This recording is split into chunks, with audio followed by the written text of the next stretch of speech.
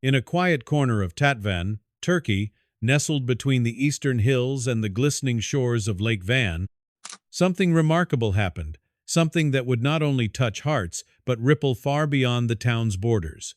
The morning had started like any other. The sun rose gently over the rugged skyline, casting golden hues on the red rooftops and cobblestone paths. In the distance, roosters crowed, and sleepy shopkeepers began pulling open shutters, ready to embrace another day of ordinary life. But not everything about that morning was ordinary. At the town's modest family health center, doctors and nurses settled into their routine. The smell of disinfectant lingered in the air, blending with the soft clatter of keyboards and the murmured conversations of patients. The center, a beacon of hope for many families, buzzed with quiet efficiency. Expectant mothers clutched rounded bellies while toddlers tugged at their parents' sleeves. Behind every door, life was being cared for, watched over, ushered safely into the world. But just outside the clinic's glass doors, life was also pleading to be let in. A pregnant cat, thin and clearly exhausted, sat silently near the entrance. Her fur, once likely pristine, was now matted with dust and twigs.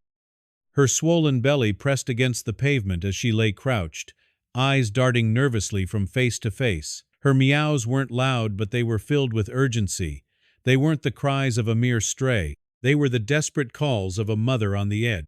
Nurse Layla was the first to spot her. She was unlocking the front doors when the cat suddenly tried to slip through her feet. Layla jumped back instinctively, heart racing. "What on earth?"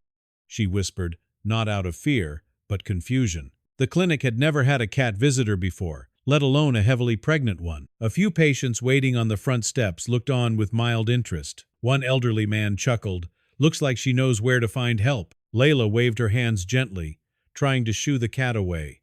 "We can't have animals inside. It's not safe." She thought about the immune-compromised patients, the risk of allergies, the rules. But the cat didn't move far. Instead, she sat back down, her eyes never leaving Layla's face. Inside, Nurse Daria glanced through the window and saw the scene unfolding. She nudged her colleague, Dr. Hallett. "Come take a look at this." The two stepped outside and watched as the cat meowed once more, clearly trying to tell them something. "She's not just loitering," Hallett said softly. "She's asking for help." Their instincts as caregivers kicked in. Together, they coaxed the cat into the entryway and gently guided her to a quiet, unused corner of the clinic.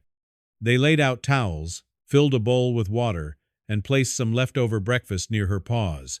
The cat later named Chanel settled herself slowly, her breathing labored. Hallett knelt beside her.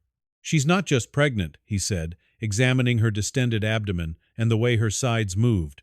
"She's in trouble. We need a vet." Layla grabbed her phone and called Tatvan's most trusted veterinarian, Dr. Safir Dormis. Within 20 minutes, he arrived, a sturdy figure in a worn leather jacket, his black bag swinging at his side. "I came as fast as I could," he said, brushing snow from his boots. He crouched beside Chanel, gently stroking her head. "You've been through a lot, haven't you?" Safir conducted a swift but thorough examination. "She's weak, severely underfed, breathing shallow. We have to operate." "A C-section?" Daria asked. "Yes, right here. There's no time to move her." For a moment, everyone hesitated. This was a health center for humans, not animals, but no one argued. They cleared a room and prepped it as best they could. Under Safir's guidance, the nurses transformed into a makeshift veterinary team. Inside the improvised operating room, Safir worked quickly. He made small adjustments with every tool, adapting to the situation like a sculptor with the wrong set of chisels. His focus never wavered. Outside the room, whispers passed from staff to patients. A woman, waiting for her prenatal checkup, leaned over to her husband. "Did you hear? They're saving a cat and her babies." Back inside, the surgery was intense. Chanel's body was frail, and her vitals dipped dangerously low. Safir adjusted the anesthesia, whispered calming words in Turkish, and continued. Finally, after what felt like hours, he pulled the first kitten free. It was still. "Warm towels," he ordered. Nurses rushed in. Safir rubbed the kitten's chest, blew gentle air into its mouth, and repeated the process. A moment later, it squeaked. The room exhaled. One by one, he delivered 4 kittens, all weak, all barely clinging to life, but all alive. Chanel stirred as the last kitten was placed beside her. Her eyes fluttered open. Weakly, she licked the nearest one. Everyone in the room, doctors, nurses, even patients who had peeked through the doorway, stood still, witnessing a miracle.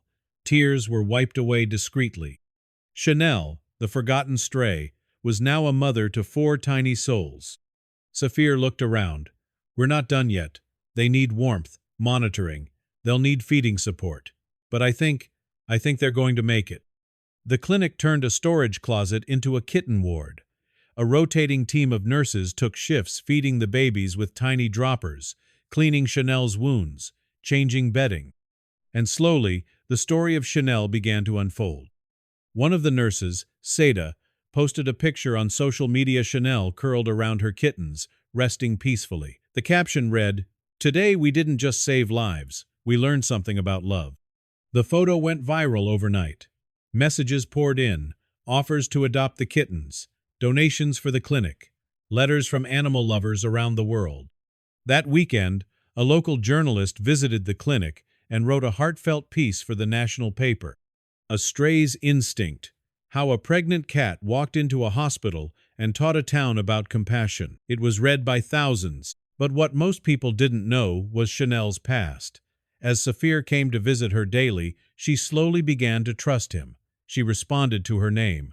One day, she even purred. It was then that Saphir realized she wasn't always a stray. She had belonged to someone. He made a few quiet inquiries. He asked around Tatvan. Finally, a woman came forward. Her name was Elif, and tears rolled down her cheeks when she saw Chanel's photo. "She used to be ours," she said. "We called her Chanel. We lost everything last year. Had to move quickly. We thought she had run away during the move. We never stopped looking." When Elif came to the clinic, Chanel didn't run. She walked slowly to her, rubbing her face against Elif's trembling hands. It was a reunion as quiet and deep as love itself. But Elif's situation hadn't changed much. She was still living in a small apartment, working 2 jobs, barely making ends meet. "I'd take her back in a heartbeat," she said, "but I can't care for kittens too." Saphir made a decision.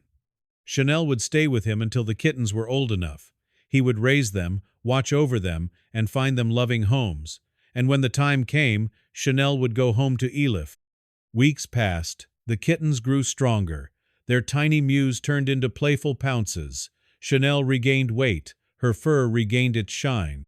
And every day, she looked out the window of Saphir's home, calm and content.